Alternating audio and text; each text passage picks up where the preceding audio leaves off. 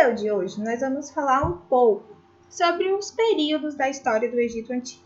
O que nós fizemos até agora foi entender como a sociedade egípcia funciona, como ela organiza a sua sociedade, como ela se relaciona com outros povos, qual é a sua religião. E agora, a Pro resolveu fazer uma pequena linha do tempo, tá? Porque é uma pequena linha do tempo, para a gente falar um pouquinho sobre alguns acontecimentos que aconteceram, alguns acontecimentos na linha do tempo do Egito que vão fazendo com que ele se torne tudo isso que a gente viu, certo? E esses acontecimentos eles estão organizados em uma linha do tempo cronológico e dividido em um período que a gente chama período dinástico. Período dinástico quer dizer o seguinte: período em que o Egito foi governado por dinastias. O que são dinastias? São sequências de grupos políticos que estão no poder que pertencem a uma linhagem, a uma mesma família, né? Ou às vezes existe uma troca entre uma família ou outra, e aí vem uma troca de dinastia. E então a gente vai fazer esse movimento de passear pela história do Egito. A gente precisa decorar todos os anos que as coisas aconteceram? Não, a gente não precisa decorar os anos. A gente precisa decorar todos esses nomes? Não, mas a gente precisa compreender que houve um processo, certo? Na história do Egito. E que não foi de um dia para o outro que ele se tornou essa civilização enorme. E, inclusive, por conta do período das invasões. Então, vamos lá? Vamos começar falando sobre o Egito antes dos faraós. O Egito, antes dos faraós, era um período em que aquelas pequenas vilas, certo? De pessoas que se acomodaram ali na beira do Nilo porque tinha um local bom para sobreviver, para plantar, as pequenas comunidades sedentárias, tinha líderes. Essas pequenas vilas eram chamadas de nomos, porque elas ficavam ali perto dos canais de irrigação e tem o nome de nomos. E os seus líderes eram chamados de nomarcas, certo? Então eu tô aqui, ó, na primeira partezinha rosa. Esses nomarcas eram os líderes dessas comunidades e os nomos eram essas pequenas comunidades. Chegou um momento em que essas comunidades elas foram unificadas em torno da figura de um único governante, que a gente vai chamar de faraó, certo? Isso aconteceu no chamado Antigo Império. Então a gente chegou aqui, ó, à consolidação do poder. Como foi que houve essa consolidação do poder? Os faraós promoveram uma expansão. Então, assim, esses nomos ali, nomarcas, eles acabaram precisando de uma pessoa, uma única figura para poder ajudar eles a crescer, a desenvolver aquilo. E aí o faraó aparece como essa figura. Então, se escolhe um para controlar tudo. Então, é nesse período que a gente vai ver a consolidação do poder dos faraós. É assim que surge o primeiro faraó da história do Egito. Para quem foi, não temos o registro para saber. Mas a gente tem esse caminho de que veio a partir dos nomarcas. A gente está falando de mais de 3.200 anos antes de Cristo. Então, é um período, ó, muito, muito distante da gente, certo? E aí, depois, logo, do surgimento dos primeiros faraós, a gente vai dizer que o Egito vai viver a fase chamada de Antigo Império, que aqui na nossa linha do tempo está marcada em amarelinho. Então, todos os acontecimentos do Antigo Império estão marcados em amarelinho, tá? Então, foi no Antigo Império que houve a consolidação do poder do faraó, que houve as construções daquelas primeiras obras faraônicas, as pirâmides de Kelfis, Kepin, Miquerinos e a Esfinge de Gizé, que são coisas que a gente... todo mundo quer viajar para conhecer, quem não conheceu ainda, patrimônios da humanidade, elas foram construídas no Antigo Império, certo? Mas aí nem tudo são flores. E aí chega um momento no Antigo Império que o Egito vai passar por uma crise de abastecimento. As cheias do rio Nilo diminuíram e aí eles não conseguiram ter alimentos suficientes para toda a população. Essa crise de abastecimento vai levar a uma contestação do poder do faraó. E aí o faraó, que ainda estava ali se firmando, acaba perdendo esse poder, porque os nomarcas, que eram os antigos governantes, começam a questionar o poder dos faraós. É nesse momento que o Egito fica enfraquecido politicamente e começam a ocorrer as primeiras invasões, certo? E aí vem as primeiras invasões que vêm dos povos que habitavam a região asiática. A gente não sabe exatamente dizer quais esses povos, mas eles começaram a chegar lá no Egito e a habitar ali aquela região. O Egito era uma região, gente, super disputada, porque a gente está falando da água, o oásis no meio do deserto do Saara. O rio Nilo era um rio que ficava no meio de uma região de muito deserto. Então, aquela região ela era sempre muito disputada. E para manter o controle dela era muito difícil. Era preciso de um Estado muito presente, um grupo de exército muito presente que protegesse, certo? Então, no Antigo Império, a gente vai ter os primeiros faraós, as construções das primeiras obras faraônicas, uma crise de abastecimento que vai levar ao enfraquecimento do faraó e depois a umas invasões, certo? Logo depois disso, a gente vai dizer que vai começar o Médio Império. E aí, no Médio Império, os egípcios conseguem, a partir, né, dos nomarcas, a tirar os invasores asiáticos e trazerem de novo um único Império Egito na mão dos faraós, certo? Então, eles se articulam, eles fazem uma guerra, eles expulsam os asiáticos e aí o poder retorna para a mão dos faraós. E logo depois de retomar o poder, o Egito vai começar a expandir, tá? Ele vai começar a conquistar outros territórios. E isso vai ser principalmente na região da Núbia. Os núbios nós vamos estudar ainda. E era uma região muito rica em ouro, certo? E era um povo que também ficava ali no continente africano. Então os egípcios vão conquistar a Núbia, certo? E logo depois serão invadidos novamente, né? Vai ter uma nova invasão de um povo chamado de Ixos, que também tinha vindo lá da Ásia. Algumas cidades egípcias conseguiram resistir à conquista e se manteram firmes, mas outras não. Então, uma parte ficou dominada pelos Ixos e outra ficou na mão dos egípcios. Só que a invasão dos Ixos foi um período assim, de muito desenvolvimento, principalmente com as trocas culturais, né?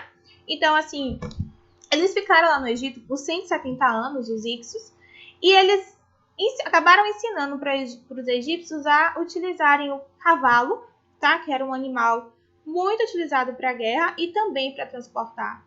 E também ensinou os egípcios a construir instrumentos de bronze.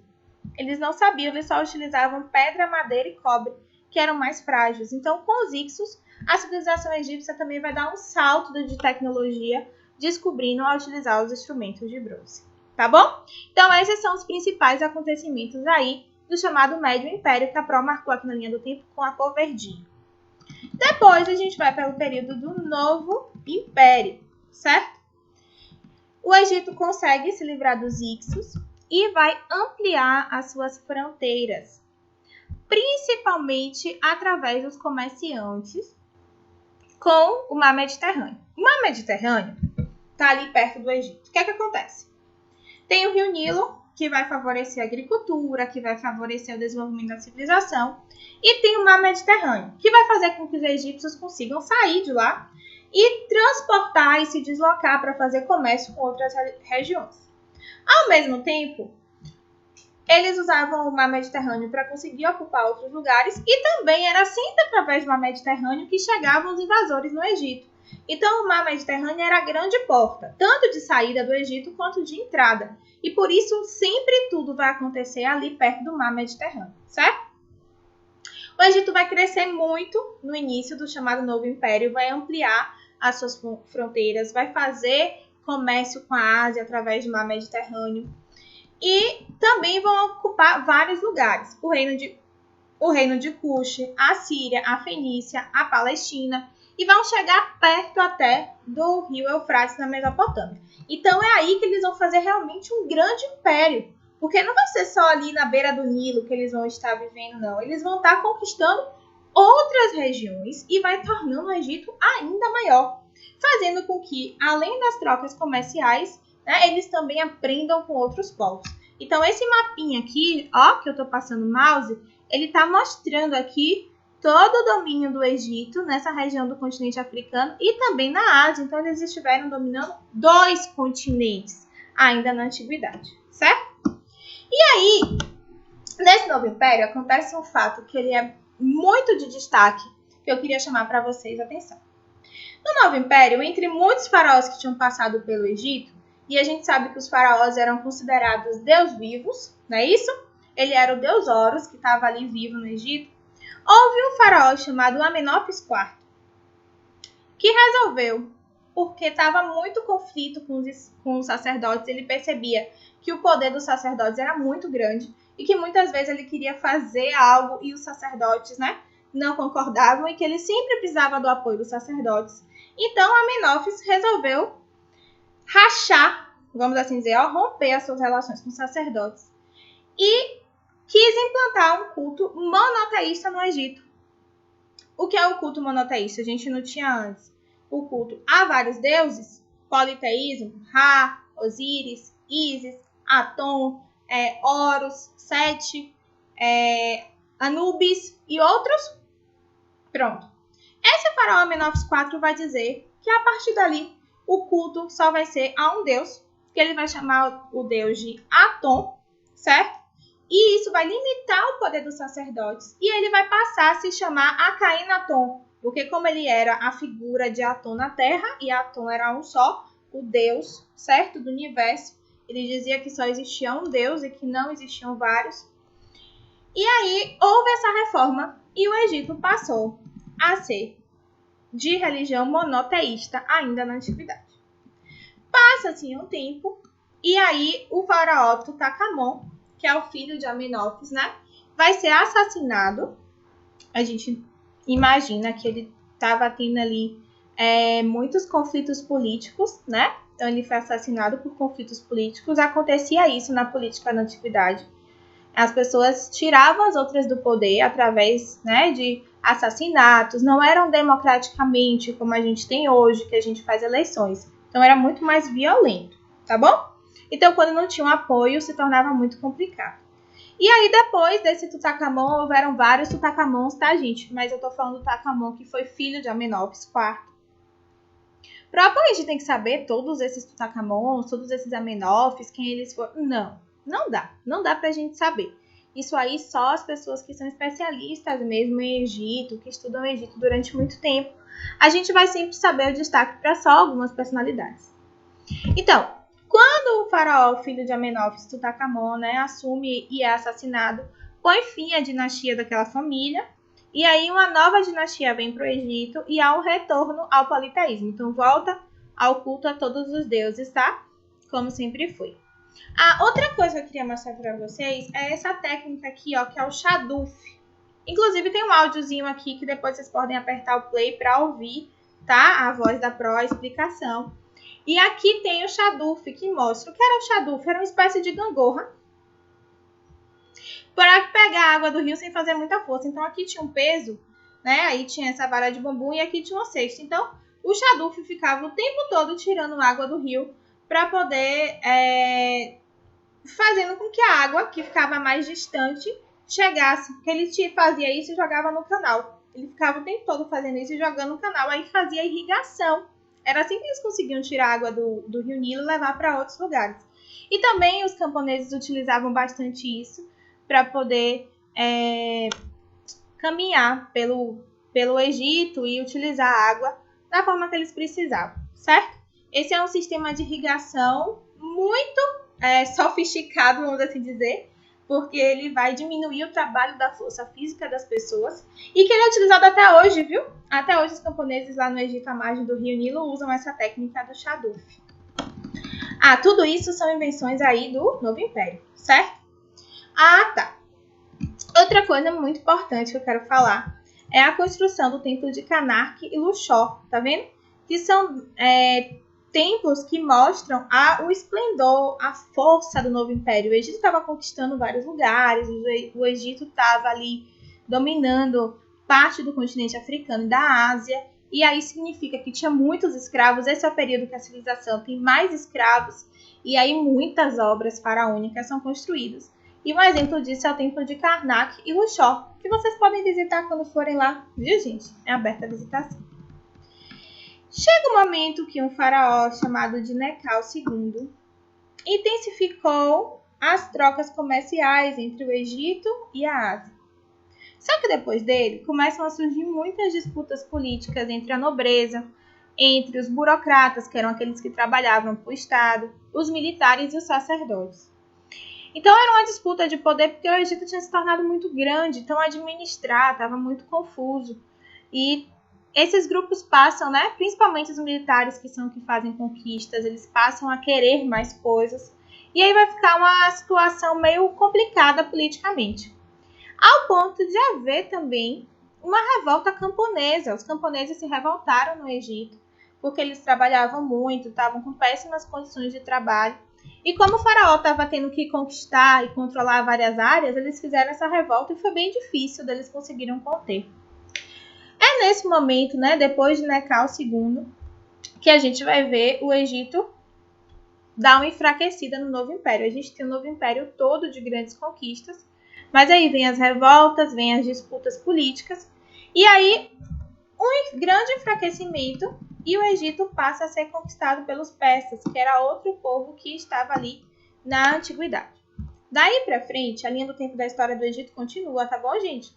Tanto que quando a gente vai estudando Roma, a gente vai falar um pouquinho de Egito também, quando os romanos vieram para cá pro Egito, e o Egito é um país que existe até hoje, então tem história aí mais pra frente.